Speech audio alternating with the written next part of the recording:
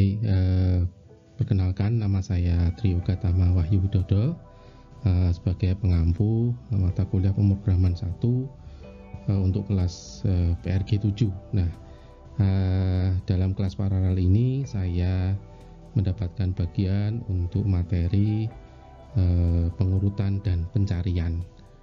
Nah, ini materi untuk minggu ke-9 setelah materi sebelumnya adalah subprogram. Nah, di sini nanti kita akan mendiskusikan, membahas terkait dengan algoritma pengurutan dan pencarian. Nah, ini algoritma yang cukup sederhana, semoga nanti bisa dipahami. Oke, saya lanjutkan bahwa di pertemuan ini, di materi ini, mahasiswa nanti dapat memahami dan dapat menjelaskan algoritma pengurutan dan pencarian sederhana. Oke, jadi kita pilih yang sederhana saja, ya. Kemudian juga mahasiswa dapat mengukur dan membandingkan kinerja dari algoritma pengurutan dan pencarian. Selanjutnya, mahasiswa dapat mengaplikasikan algoritma pengurutan dan pencarian pada program sederhana dalam bahasa C atau C++. Nah, kalau untuk semester ini kita gunakan C++. Nah, kita mulai dulu dari algoritma pengurutan. Oke, kenapa toh kita harus atau kita membutuhkan pengurutan, ya? Nah, karena apa? Seringkali kita dalam menyimpan atau menampilkan data perlu diatur dengan urutan tertentu, yaitu urut naik atau ascending, atau juga urut turun atau descending.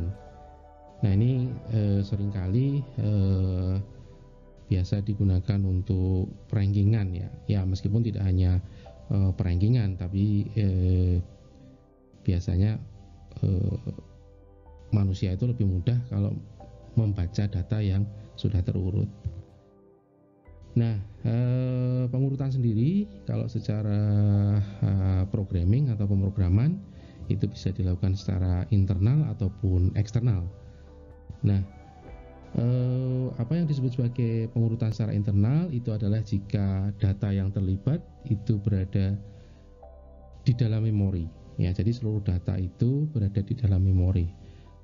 Sementara kalau untuk pengurutan eksternal itu melibatkan data yang berada pada memori sekunder, ya, misal hard disk.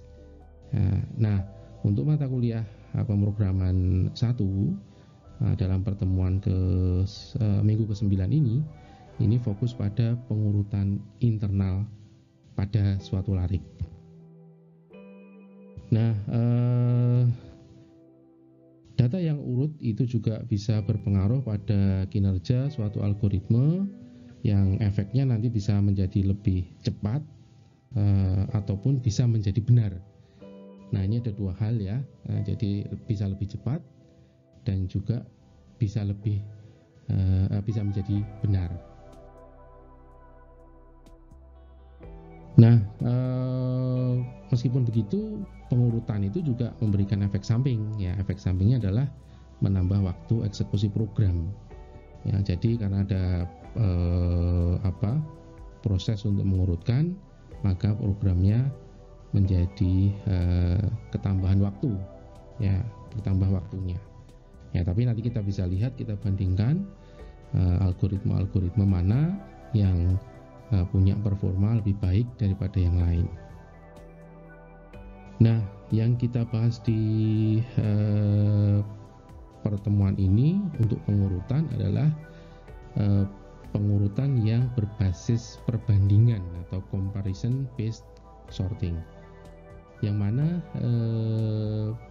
didasarkan pada operasi perbandingan, ya, kurang dari atau sama dengan, atau juga lebih dari atau sama dengan. Nah, nanti kita akan membahas ada 5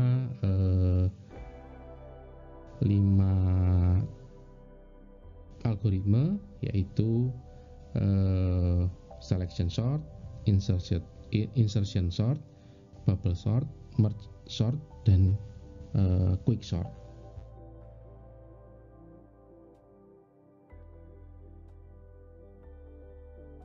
Nah, di dalam algoritma pengurutan itu ada satu fungsi atau suatu proses yang selalu ada, yaitu proses penukaran atau swap, ya. Yang ini umumnya diwujudkan dalam sebuah fungsi. Nah, parameter formal fungsi penukaran itu nanti akan disesuaikan sesuai dengan tipe data yang akan diurutkan. Nah, kalau kita lihat fungsinya itu seperti apa. Nah, ini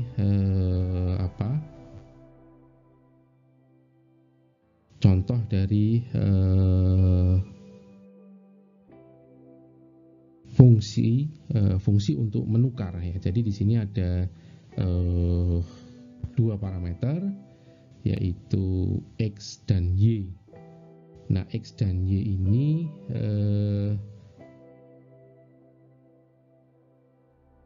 adalah parameter formalnya, yang mana di sini kalau kita lihat ada tanda ampersand, yang ini menunjukkan bahwa parameter ini dipanggil atau istilahnya itu pass by reference, ya, atau dikirimkan dengan referensi. Artinya apa? Bahwa perubahan yang terjadi di dalam fungsi ini nanti juga akan direfleksikan pada variabel yang dikirimkan. Ya, jadi pass by reference nanti berarti kita mengirimkan variabel. Nah, kalau kita lihat di sini ada 3 baris untuk penukarannya. Kita gunakan satu variabel temporer untuk menampung variabel atau parameter X yang kemudian ditukar dengan parameter Y. Nah, ini nanti akan ketemu di semua, ya hampir semua, ya, tidak semua, ya, fungsi atau algoritma pengurutan. Nah,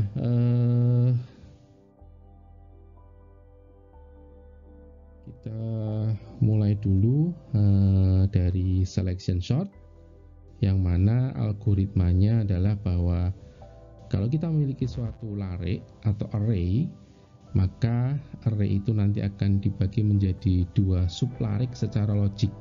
Nah, maksudnya apa ini secara logik? Ya, secara logik itu ya bukan kemudian array-nya dipecah jadi 2, tetapi bahwa satu array itu, karena kita nanti kita menggunakan pengurutan internal, maka array nanti akan secara logik atau ya seolah-olah gitu, ya, seolah-olah itu dibagi menjadi 2 sublare. Nah, yang mana sublare pertama adalah sublare urut, dan sublare berikutnya adalah yang tidak urut. Ya, artinya bahwa ini nanti di dalam satu array, tetapi kita bisa anggap adanya pemisah, atau kita pisahkan menjadi 2 sublare. Nah, pada kondisi awal sublare urut itu tidak memiliki elemen, ya, sementara sublare tidak urut itu memiliki semua elemen dalam lare. Ya, artinya apa? Bahwa kita punya 2 sublare, lare urutnya masih kosong, sementara lare tidak urutnya adalah isi dari semua elemen di dalam lare. Nah, dari sublare tidak urut itu dipilih, ya, dipilih. Ya, kenapa ini disebut sebagai selection? Ya, select itu kan memilih, ya. Memilih apa? Memilih nilai terkecil. yang nantinya akan ditukar. Ya, ini tukar, ini kata kuncinya tukar, ini swap ya, ditukar dengan elemen pertama sublarik tidak urut. Nah, kemudian setelah operasi pemilihan dan penukaran ini, maka batas imajiner di antara dua sublarik itu akan digeser. Sehingga apa? Ukuran sublarik atau elemennya di dalam sublarik urut itu akan bertambah 1, sementara sublarik tidak urut itu akan berkurang 1. Nah, nanti kita lihat di ilustrasinya ya. Oke. Nah, maka kalau sudah satu proses pemilihan dan penukaran, maka itu disebut sebagai satu putaran. Ya, satu putaran sudah selesai. Nah, kalau untuk kita punya suatu larik dengan n elemen, maka nanti akan dibutuhkan ada total n-1 putaran. N-1 putaran untuk mengurutkan datanya. Oke. Bagaimana ilustrasinya? Kita coba gambarkan seperti ini. Jadi kita punya ini ada larik urut dan larik tidak urut. Yang mana larik urutnya ini posisi awal ini masih 0 elemen. Sementara yang ini sisanya. Artinya seluruh elemen. Ya, kalau di sini contohnya ada 5. Nah, pada langkah pertama, ya putaran pertama itu apa? Dicari dulu ya dari satu persatu, nanti cek di sini dicari ya sampai elemen terakhir ya. Mana yang paling kecil? Oh, ternyata elemen yang paling kecil adalah ini. Nah, ini nanti akan ditukar posisinya dengan elemen pertama. Elemen pertama. Nah, kalau kita lihat di sini, setelah satu putaran, ya, setelah satu putaran itu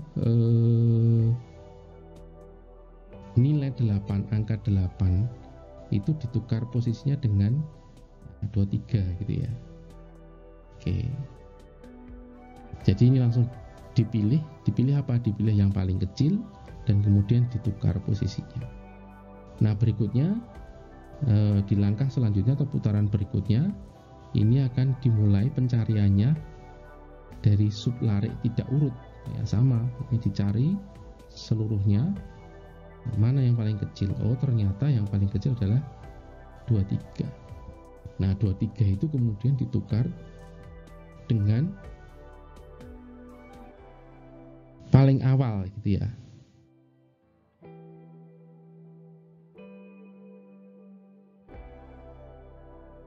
Dari apa? Dari sublarik tidak urut. Sehingga didapatkan sekarang ada 2 elemen untuk sublarik urut, sementara sublarik tidak urutnya berkurang 2, sudah berkurang 2 di putaran kedua. Nah, kalau kita lihat langkah selanjutnya sama ya, ini satu persatu, ini yang paling kecil ya, nah, ini paling kecil ditukar dengan ini ya, menjadi ini. Berikutnya ini yang paling kecil ditukar posisinya. Nah, didapatkan ini tinggal 2. Kemudian yang terakhir ini ditukar. Nah, sampai kemudian langkah terakhir sudah didapatkan tinggal 1 elemen untuk sublarik tidak urut. Nah, kalau sudah seperti ini maka sudah selesai. Nah, ini algoritma pengurutan selection atau pemilihan ya, selection sort. Jadi kita bagi yang larik menjadi 2 sublarik, yaitu urut dan tidak urut. Kemudian kita cari nilai yang paling kecil untuk kita tukar posisinya dengan posisi pertama dari larik dari sublarik tidak urut. Nah, ini seperti itu. Nah, bagaimana nanti akan saya selesaikan dulu algoritmenya, baru kemudian nanti kita masuk ke contoh programnya ya. Oke. Nah, berikutnya adalah insertion sort. Ya, insertion sort. Apa itu insertion sort? Ya, insertion sort itu adalah algoritma pengurutan sederhana yang cocok untuk jumlah data yang sedikit. Nah, ini konsepnya juga dimulai dengan bahwa suatu lare atau array itu dibagi menjadi dua sub lare, urut dan tidak urut. Ya, lagi-lagi ini juga imajiner ya. Nah, jadi ada dua sub lare itu, lare yang atau array yang imajiner. Yang mana, nah ini yang berbeda adalah bahwa di sublare urut itu sudah terdapat satu elemen. Nah, ini kuncinya ini. Ya, beda dengan selection. Selection itu sublare urutnya itu masih kosong. Kalau di sini sudah ada satu elemen. Nah, berikutnya pada setiap putaran, elemen pertama pada sublare tidak urut itu diambilkan, diambil dan disisipkan, maka disebut sebagai insert. Disisipkan kemana? Ke sublare urut pada posisi yang sesuai. Nah, ini kata kuncinya, pada posisi yang sesuai. Ya, nanti kita lakukan seperti apa? Ya, kita lihat. Oke. Nah, sama dengan selection sort, kalau kita punya n elemen, ya ini ada n elemen pada suatu lare, maka nanti akan dibutuhkan n-1 putaran untuk mengurutkan datanya. Nah, seperti apa? Kita lihat ilustrasinya. Oke, saya kembali coret-coret. Ya, ini ada urut dan tidak urut, tapi bedanya apa? Di awal ini sudah satu elemen, sementara ini sisanya. Berarti ada tadi saya salah hit. Ini ada 6 ya. Berarti tadi yang slide di awal tadi itu saya salah hitung. Ya, nggak apa-apa. Kurang dikit. Oke. Nah, tadi di awal seperti ini. Kemudian kita cari, atau kita ambil elemen pertama dari sublare tidak urut. Kemudian apa? Kemudian kita sisipkan. Kita sisipkan kemana? Ke sublare urut. Artinya apa? Bahwa 78 ini nanti akan berjalan, ya, dalam tanda kutip ya, 78 ini akan berjalan dari posisi pertama, kemudian kalau tidak sesuai urutannya maka geser ke posisi berikutnya. Nah, sehingga kalau kita lihat setelah putaran pertama itu kita dapatkan bahwa di sublare urut itu kita punya dua elemen, yaitu 23 dan 78. Nah, berikutnya di putaran kedua, nah, kita ambil lagi untuk kita sisipkan ke sublare urut. Caranya bagaimana? Ya, kita mulai dari awal. Nah, kita cari posisi yang benar. Di mana? Oh, 23. Ini bukan di sini, tapi pasti geser. Di sini berapa? Oh, ternyata 78. Nah, karena 78 itu lebih dari 45, maka ini perlu kita atau kita tahu bahwa posisinya itu adalah berada di antara 23 dan 78, sehingga mestinya kita sisipkan di sini. Nah, prosesnya seperti apa? Sebenarnya prosesnya itu ditukar. Ini ada penukaran di sini. Swap. Jadi posisi setelah putaran kedua itu menjadi seperti ini. 23, 45, 78. Nah, berikutnya kita ambil 8. Nah, kalau kita lihat 8 kita taruh di mana nih? Ya, kita taruh di mana? Nah, kita harus mulai dari awal dulu. Posisinya di mana ini yang benar? Oh, ternyata 8 itu berada di depan.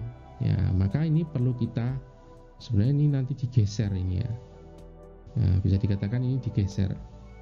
Ya, ini harus digeser ke kanan, digeser ke kanan, ini juga digeser ke kanan, sehingga didapatkan 8, 23, 45, 78. Nah, berikutnya ini juga 32, kita cari posisinya yang mana di ini mestinya di sini ya, ini 32. Nah, ini nanti akan digeser ke sana. Oke, ini sebenarnya ini ini mestinya bukan swap ya ini ya, tetapi sorry ini mestinya ini digeser. Oke, nah begitu seterusnya sampai kemudian bahwa semua larik, semua elemen sublarik tidak urut itu sudah pindah ke sublarik urut. Nah, kalau kita lihat setelah 5 putaran ini semua sudah urut ya, 8, 23, 32, 45, 56, 78. Nah, itu untuk insertion sort ya, insertion sort atau ya pengurutan dengan penyisipan gitu ya. Insert itu disisipkan. Nah, berikutnya algoritma untuk bubble sort ya. Bubble sort ini kita bayangkan seperti gelembung gitu ya. Gelembung itu kalau di air itu kan ya naik gitu ya, mesti naik ke atas gitu ya. Nah, ini sama, ini sebenarnya konsepnya juga dibagi menjadi 2 sublarik, urut dan tidak urut. Yang mana sublarik tidak urut ini elemen yang lebih kecil atau nilainya lebih kecil ya, ini nilainya lebih kecil itu ditukar posisi dengan elemen yang nilainya lebih besar menuju ke sublarik urut ya, atau istilahnya di sini ada bubble ya, di gelembung itu di naik ya. Nah, berikutnya nanti batas imajiner tadi antara sublarik urut dan tidak urut itu digeser ya, sehingga elemen sublarik tadi bertambah 1, sementara sublarik urut bertambah 1, sementara sublarik tidak urut berkurang 1, sehingga ini satu putaran telah selesai. Nah, ini sama juga bahwa dibutuhkan n-1 putaran supaya lariknya urut. Nah, kita lihat seperti apa. Nah, ini kalau kita lihat ya, ini prosesnya adalah bahwa di awal ini urutnya itu elemennya 0, sementara tidak urutnya elemennya 6. Nah, dari sini dari tidak urut kita cari elemen yang paling kecil, atau sebenarnya ini nanti intinya posisinya itu digeser ya, digeser satu persatu ya, ini digeser satu persatu, ditukar posisinya ya, ditukar posisinya sampai dengan bahwa kalau di sini urut itu berarti dari kiri angkanya lebih kecil ya dibanding yang di sebelah kanan, maka nanti akan ditukar ini ya, ditukar ya, ini swap sampai kemudian setelah putaran pertama kita dapatkan ini 1 untuk larik untuk sublarik urut ya, 1. Nah berikutnya ini nanti juga akan dicari mana yang paling kecil. Oh ternyata paling kecil adalah 23 ya, 23 ini di posisi yang sudah sesuai, sehingga setelah putaran kedua kita dapatkan 2 elemen di sublarik urut. Nah berikutnya kita dapatkan, kita cari juga untuk yang 32 ini ya, kebetulan ini posisinya sudah sama betul.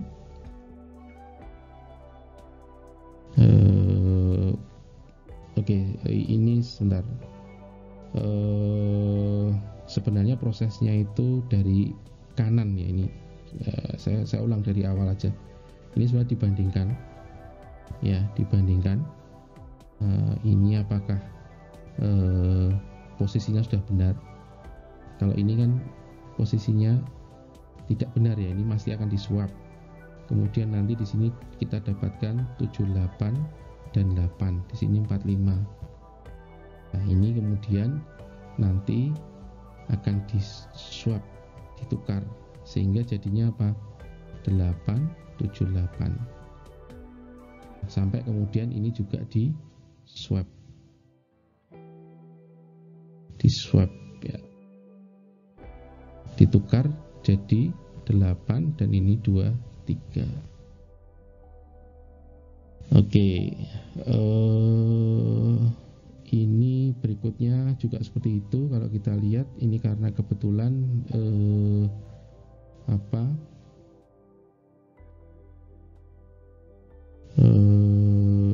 ini ya, ini nanti juga akan ditukar ya, jadi 32, 45 ya. Kemudian ini juga ditukar ya, 32, 78. Kemudian ini karena ini sudah posisinya sudah betul 8 dan 23 itu betul, maka berhenti sampai sini sehingga didapatkan 8, 23, 32. Nah berikutnya di sini kita lihat dari posisi ini yang terakhir ya, setelah putaran 2 ternyata 45-nya ya, posisi 45 itu sudah di sini ya, 45, karena tadi sudah ditukar ya, posisinya sudah tertukar di sini tadi.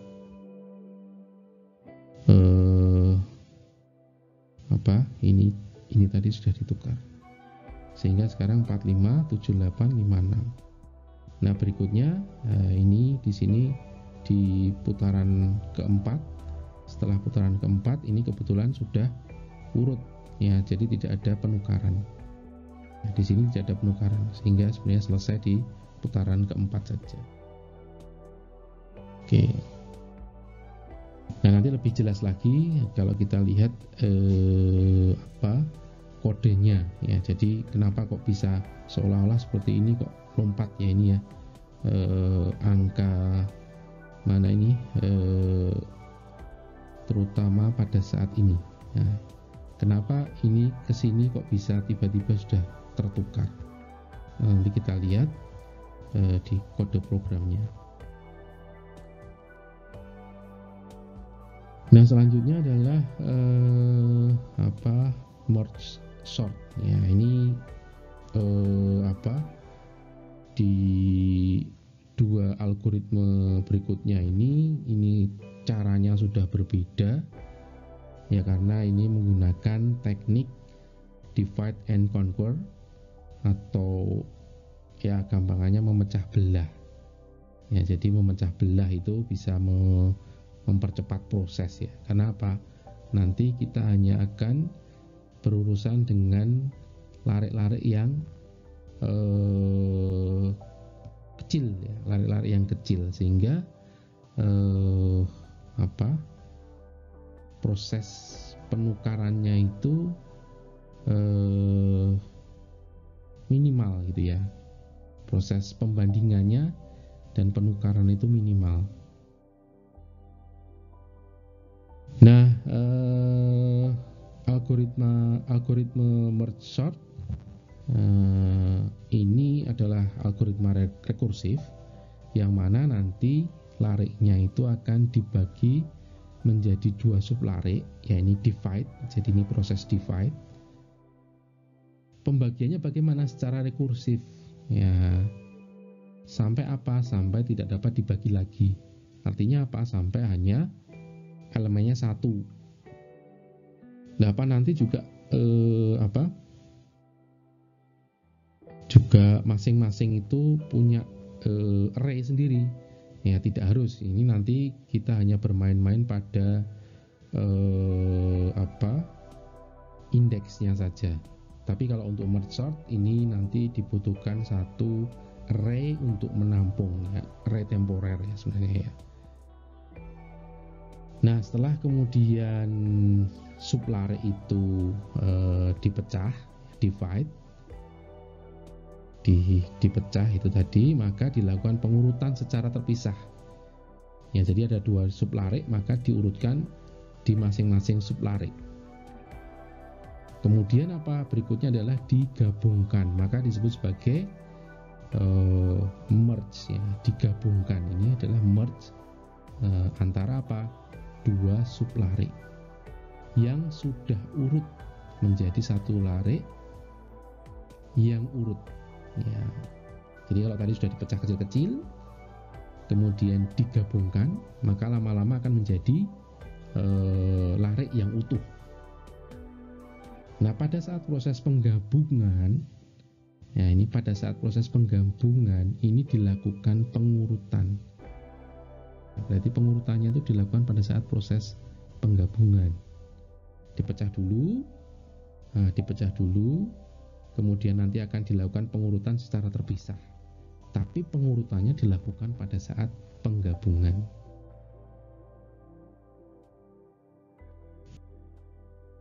Oke, gimana ilustrasinya? Nah, ilustrasinya seperti ini. Ya, jadi kita punya array atau larik 5 elemen yang mana kita pecah jadi 2. Kita bagi 2. Sorry, kok nggak lurus ya. Oke,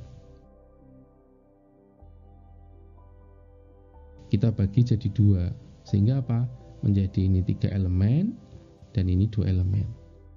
Ini pun masih bisa dibagi lagi ya. Dipecah, gimana dipecahnya? Kalau yang di sini ada yang 1 dan ada yang 2. Nah, sebenarnya nanti kalau secara rekursif itu nanti ini pun akan terpecah jadi 1, masing-masing 1. Tapi di sini ilustrasinya itu diurutkan ya, langsung dilakukan pengurutan. Oke. Kemudian ini di mana di sini ada temporer, array temporer atau larik temporer yang gunanya adalah menampung apa? Menampung elemen pada saat proses pengurutan. Ya, pada saat proses pengurutan, gimana caranya? Kalau di sebelah kiri ini ya, sebelah kiri itu kita punya 2 sublarik ya. Nah, ini kita gabungkan, tetapi kita gabungkan itu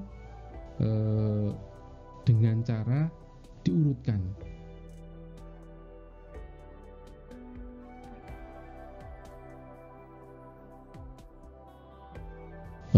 Oke, ini kalau di sini sebenarnya langsung dilompati ya, ini dilompati, alurnya dilompati sehingga kalau kita lihat kita bandingkan di larik pertama, sublarik pertama ya, elemen pertama dibandingkan dengan elemen pertama pada sublarik kedua, maka kita bandingkan mana yang lebih kecil.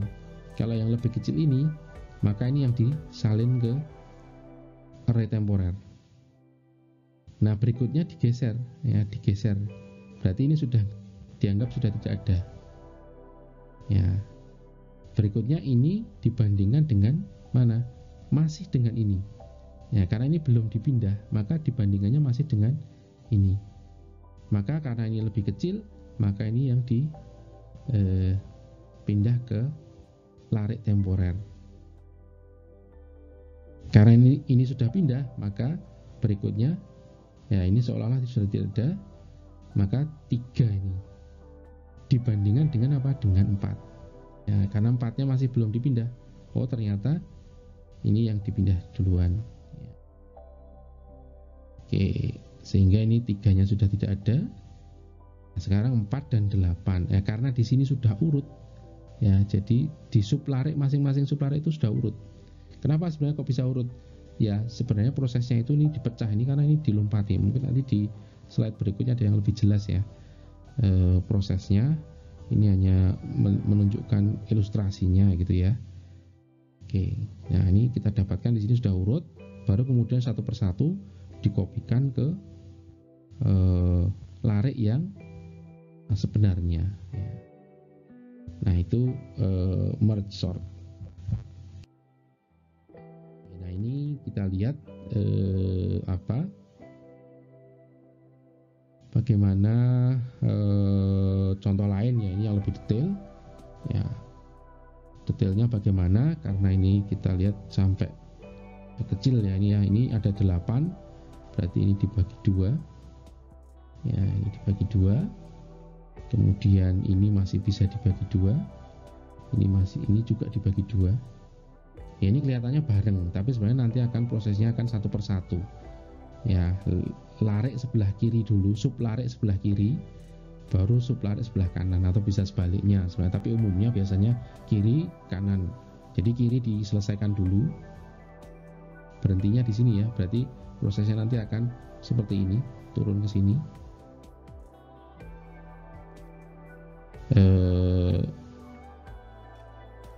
sampai kemudian ini ke sini ya. Ya, baru kemudian dari sini mana? Ke sini. Ke sini. Ya. Kemudian ke sini. Nah, baru balik lagi ke sana. Oh, sorry. Bukan begitu maksud saya. Ya, sebenarnya balik nanti kita lihat di fungsinya ya. Tetapi dari sini baru di merge. Oke, kalau kita lihat di sini bahkan isinya 2 elemen juga dibagi ya, pecah, sehingga masing-masing jadi array-nya itu satu elemen. Oke. Nah, satu elemen kemudian di merge ya, proses mergingnya ini sekaligus dengan pengurutan. Nah, kalau kita lihat di sini ya 3 dengan 6 ya pasti posisinya 36-nya seperti ini ya. Nah, kemudian 9 dengan 1 jadinya 19. Yang ini 54 jadi 45. Kemudian 72 jadi 27. Nah, ini pun itu juga akan di merge di sini ya, di sini merge. Maka nanti jadi 1369. Sementara yang ini jadi 2457. Nah, berikutnya yang terakhir mergingnya ya, ini dibandingkan ya, sama, ini prosesnya juga sama sebenarnya di sebelumnya tadi, langkah sebelumnya juga seperti itu. 1 2, maka 1 dulu masuk ke sini, baru kemudian 3 dengan 2 dibandingkan masuk 2, kemudian 3 dengan 4 dibandingkan masuk 3, kemudian 6 dibandingkan dengan 4 masuk 4, dan seterusnya. Oke, ini sebentar, angka 6-nya kok hilang ya.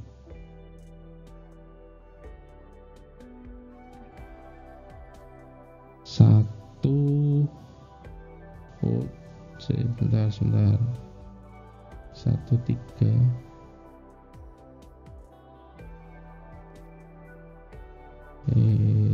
sebentar, contohnya ini agak keliru nih ya.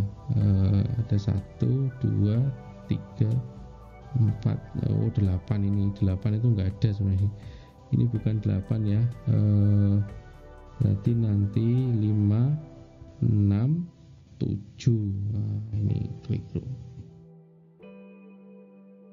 6, 7, 9.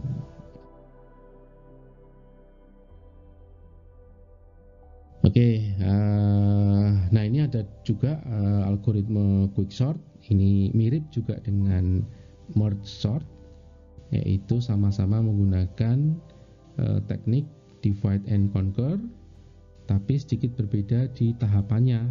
Bedanya apa? Bahwa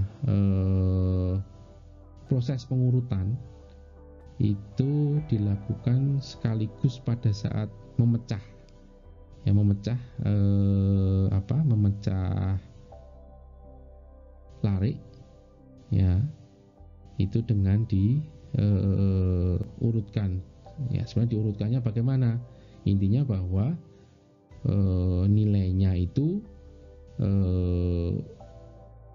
ya, kalau nanti ada ilustrasinya, sebelah kiri itu lebih kecil, sebelah kanan itu lebih besar. Nah, kira-kira seperti itu. Nah, berikutnya nanti setelah dipecah, yang mana pecahannya tadi juga sudah urut, nilainya ya sudah urut, sudah apa ya, bukan sebenarnya urut, bukan, tidak mesti urut, tapi bahwa nilainya lebih kecil ya dibanding yang larik satunya, sehingga tadi pada saat penggabungan itu juga bisa lebih sederhana karena sudah pasti posisi kiri dan posisi kanan itu lebih kecil kiri dibanding kanan.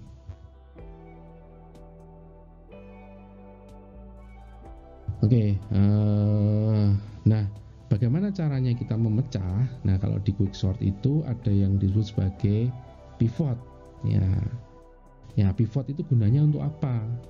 Ya, gunanya adalah untuk menentukan bahwa pada satu sublare semua elemennya itu bernilai lebih kecil dibanding pivot atau dibanding sublare yang satunya, ya. Jadi, atau gambarnya begini, sublare kiri itu lebih nilainya lebih kecil dibanding sublare kanan. Nah, nilai pivot ya, ini tadi digunakan untuk mengelompokkan elemen ya. Jadi kalau kita punya lare seperti ini ya, jadi kita punya lare, kemudian kita bagi menjadi dua sublare, S1 dan S2, yang mana S1 dan S2 itu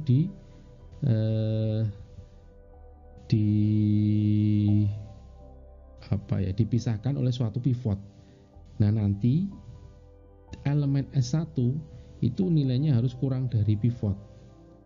Sementara di sublare S2 nilainya itu harus lebih besar dari atau sama dengan pivot. Ya, ini juga pembagiannya juga imajiner ya, artinya bukan kemudian lariknya jadi dipecah menjadi dua, tetapi bahwa ini pembagiannya dilakukan di dalam lare. Nah, kalau kita lihat di sini ada first dan last. First dan last ini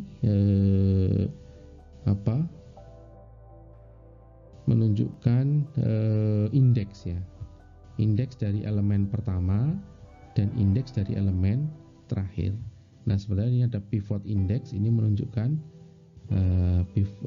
letak pivotnya atau posisi dari pivotnya di dalam array. Nah,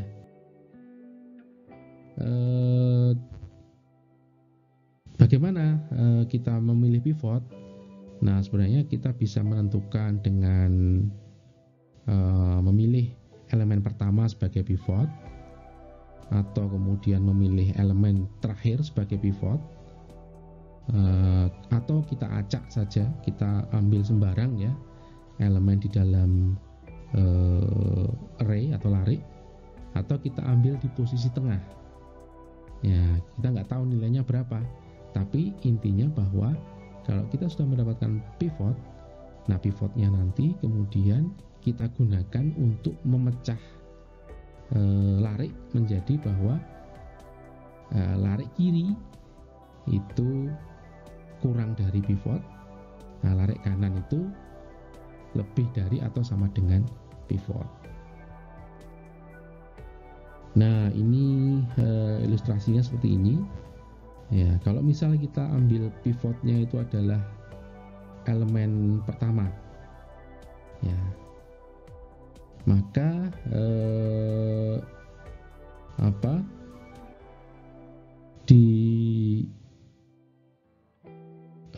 di sini pivotnya adalah nilainya 27, sehingga kalau tadi kita lihat ada pembagian ya ini kan ada P, kemudian ini ada S1, ini S2. Nah di sini kurang dari P, ini lebih besar dari sama dengan P. Nanti kita bisa pilah-pilah. Oke, ini pivotnya 27, nah ini 38. Nah 38 itu punyanya S2 atau sublarik 2, sublarik kanan ya, sublarik kanan. Nah kemudian kita cek untuk yang elemen berikutnya. Nah ternyata karena nilainya lebih kecil, nah, kita tukar posisinya, dan kita sudah dapatkan lebih kecil dari mana sebenarnya? Lebih kecil dari pivot ya, bukan lebih kecil daripada 28, tapi lebih kecil dari pivot. Nah sehingga kita dapatkan posisinya seperti ini. Begitu seterusnya sampai kita dapatkan ada 2 sublarik ya, S1 dan S2, kemudian dan 1 pivot ya. Nah pivotnya ini kemudian nanti ya kalau di sini hanya ditukar saja, ini kalau kita lihat ini ditukar ya, posisinya ditukar. Oke, nah kita dapatkan pada pembagian atau divide ya, divide yang pertama kita dapatkan seperti ini. Nah pivot ini mestinya ikut S2 ya, pivot S2, kemudian yang S1 elemennya hanya 2, sementara yang S2 itu elemennya ada 4. Nah beda dengan merge sort. Kalau merge sort itu pasti dibagi 2 ya. Kalau elemennya ganjil berarti nanti salah satu ukurannya akan lebih 1 elemen. Tapi kalau di quicksort itu tergantung dari pivot yang kita pilih ya. Kalau pivot yang kita pilih itu kebetulan adalah nilai paling kecil ya, nanti berarti satu sublarik itu hanya ada 1 atau kosong, bahkan bisa kosong ya. Ini contohnya ini ya. Kalau misal kita pilih pivot ini 12, maka nanti kita akan dapatkan ya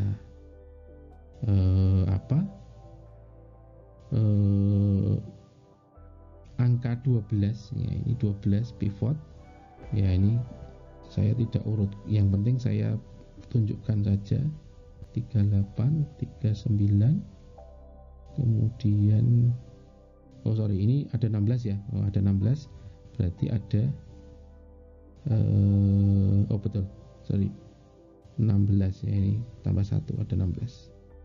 Nah ini untuk S2, sementara S1 nya kosong, ini kosong, sublariknya kosong. Kenapa? Ya karena yang ini kan kalau kita pilih pivotnya adalah 12 ya. 12 berarti ini 27 nya ada 2 ya. Ini mestinya 27 nih, 27 kemudian baru 16. Oke, berarti karena ini harus lebih dari atau sama dengan pivot ya, berarti S1 nya kosong, S2 nya semua elemen ada di sini. Nah, jadi tidak mesti imbang ya, tidak mesti imbang. Tapi kalau di merge sort itu bisa dikatakan imbang.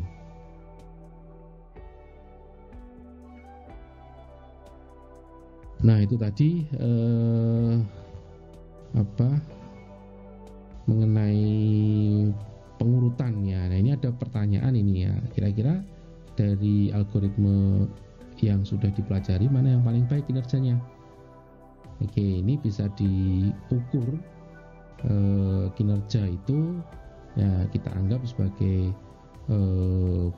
paling cepat gitu ya, paling cepat. Ya katakanlah kalau kita punya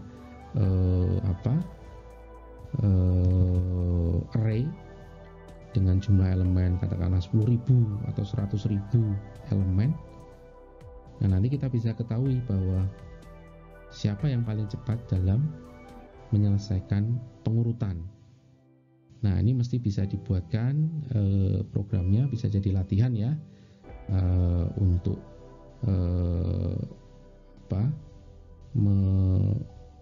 mengamati algoritma pengurutan mana yang paling baik kinerjanya. Nah, kemudian juga ada gimana kalau kita pengen urutnya itu dibalik.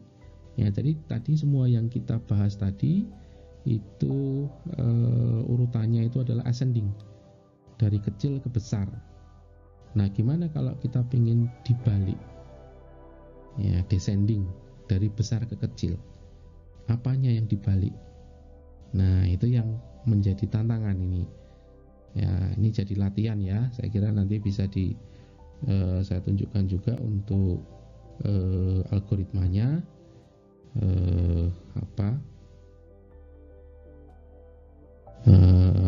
nanti setelah ini ya. Kita lanjutkan dulu saja ke pengurutan pencarian. Nah, pencarian ini sebenarnya nanti juga ada yang memanfaatkan pengurutan ya, tapi pencarian ini algoritma yang umum juga digunakan. Ini adalah suatu proses untuk menemukan data tertentu di antara data-data yang tersedia. Nah, contoh ya yang kalau kita searching itu biasanya kan dengan Google, dengan Bing, ataupun kalau di buku kita mencari bab tertentu di dalam buku ya, dan sebagainya, itu sudah umum sekali kita lakukan. Nah, yang paling mudah itu dilakukan secara sekuensial atau linear, yaitu kita cari dari data pertama, atau kalau buku itu berarti dari halaman pertama, kemudian kita buka satu persatu halamannya sampai ketemu halaman yang kita cari. Kita cek tadi ya, apakah data, kalau kita mulai data pertama, kalau di dalam suatu larik atau array ya, kita mulai dari data pertama atau indeks pertama, kalau dalam C++ itu indeks 0, kemudian kita geser satu persatu, apakah ketemu ya. Tapi kalau semua sudah diperiksa dan ternyata tidak ada yang sama dengan yang dicari, ya berarti tidak ditemukan. Nah, itu algoritmenya. Nah, pencarian sekuensialnya adalah cara pencarian fundamental. Ini bisa dilakukan baik untuk data yang telah urut maupun data yang tidak urut. Jadi data apapun datanya kita bisa cari. Ya, kenapa? Karena kan caranya urut tadi ya, sekuensial tadi ya. Dari data pertama, dari awal sampai ketemu atau sampai akhir tidak ketemu.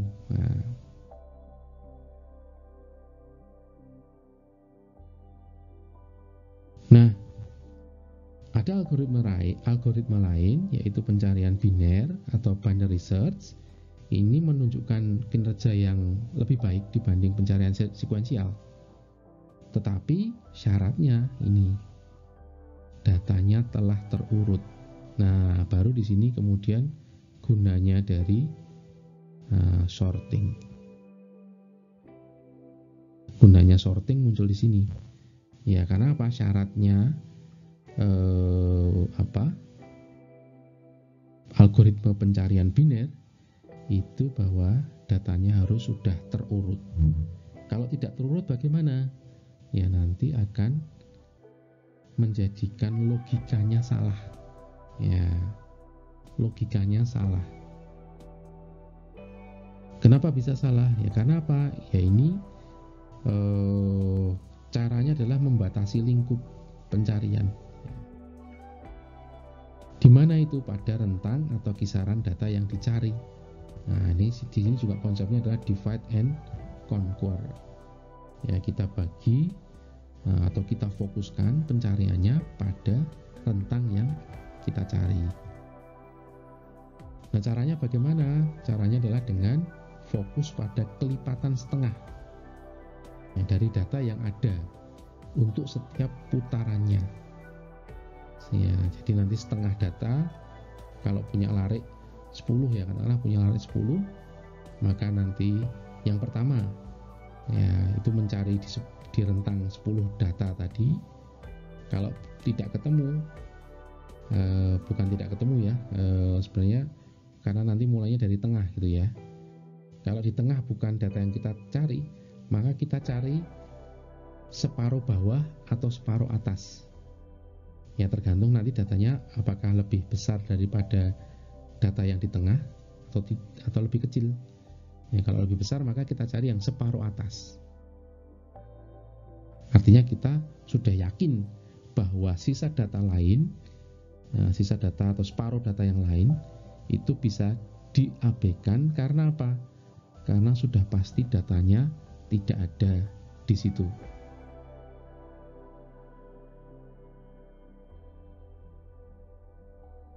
Oke, caranya bagaimana algoritmanya di sini? Nah, ini kita cari di tengah dulu, ya. Posisi tengah kita cari. Apakah data tersebut adalah data yang dicari? Ya, kalau tidak maka cari apakah data yang dicari itu kurang dari data di posisi tengah. Ini data di posisi tengah ya, bukan data bukan di tengah rentang data ya, tapi data di posisi, karena kita bicara array ya, posisi tengah. Nah, jika kurang dari posisi di tengah ya, kurang dari data di posisi tengah, maka cari rentang data pertama sampai dengan data pada posisi tengah. Jadi ilustrasinya seperti ini. Oke, cari dulu yang di tengah ya, ini di tengah. Apakah ini yang kita cari? Kalau yang ini yang kita cari maka sudah ketemu. Tapi kalau tidak, apakah lebih besar atau kurang dari?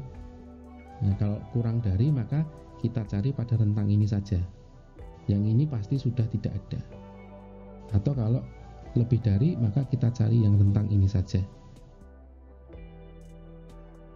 Kita yakin bahwa kalau kurang dari nilai yang pada posisi tengah, maka kita cari yang sebelah kiri ya.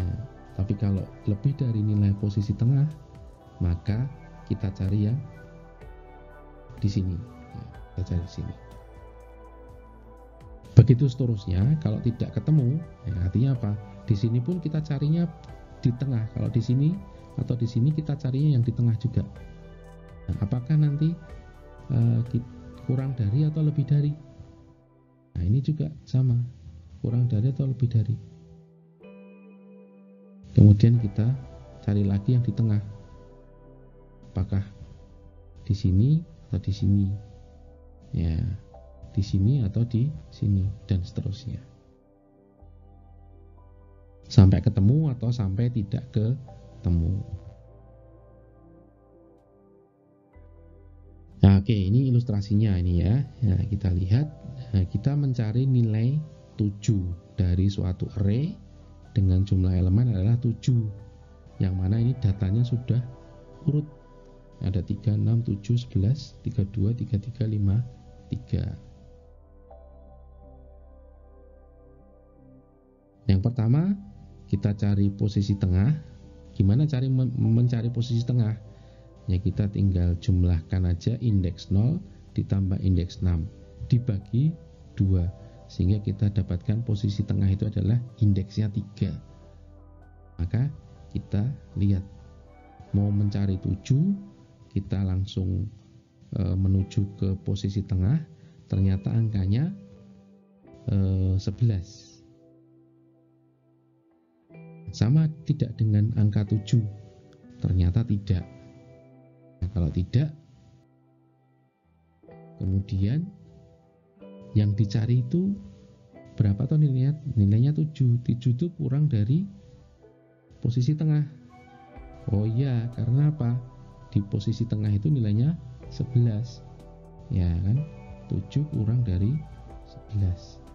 Maka yang kita cari adalah pada rentang ini.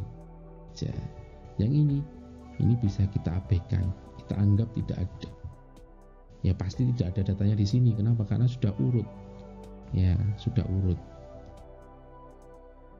Nah, berikut ini cari data di sisi kiri ya, atau di rentang bawah. Nah, kita cari juga mulainya dari tengah juga. Ya, tengahnya mana? Tengahnya rentang ini. Ya, tengahnya rentang ini. Nah, kita carinya bagaimana? Karena sekarang batasnya adalah indeks 0 dan indeks 2, maka bisa kita jumlahkan ini dan dibagi 2 sehingga didapatkan posisi tengahnya adalah indeks 1. Nah, indeks 1 sama tidak dengan angka 7? Oh, ternyata tidak sama ya. 6 tidak sama dengan 7. Apakah 6 itu kurang atau lebih dari 7? Nah, ternyata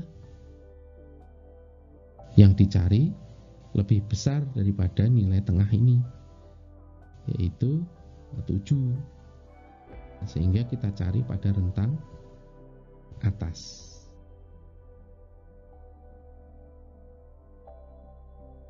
Nah, kemudian karena tinggal 1 ya, berarti apakah, tapi tetap bahwa kita mulai dari posisi tengah, yaitu bahwa karena hanya ada 1, ini first lastnya sama ya, sama juga,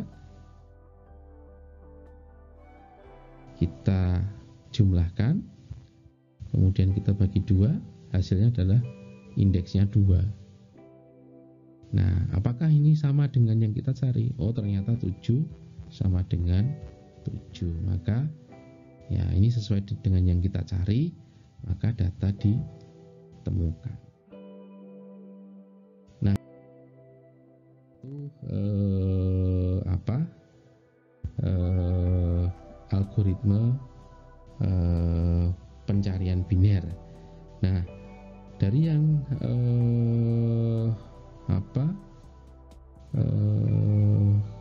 algoritma pencarian yang sudah kita pelajari ini, apa yang mungkin terjadi jika pencarian biner itu dilakukan pada data yang belum terurut?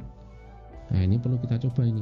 Nah, silakan bisa dicoba membuat array yang mana arraynya tidak urut. Nah, nanti mungkin kita bisa juga nanti saya tunjukkan demonya apa yang terjadi jika tidak urut ya datanya. Nah, oke, kira-kira begitu untuk teorinya.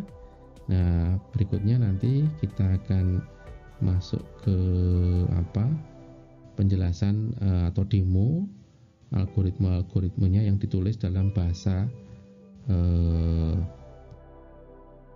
C++ ya. Jadi kita lanjutkan nanti ya videonya ke demo. Ya, ini terima kasih untuk slide-nya. Untuk paparan materi ini kita ketemu di video demonya. Terima kasih.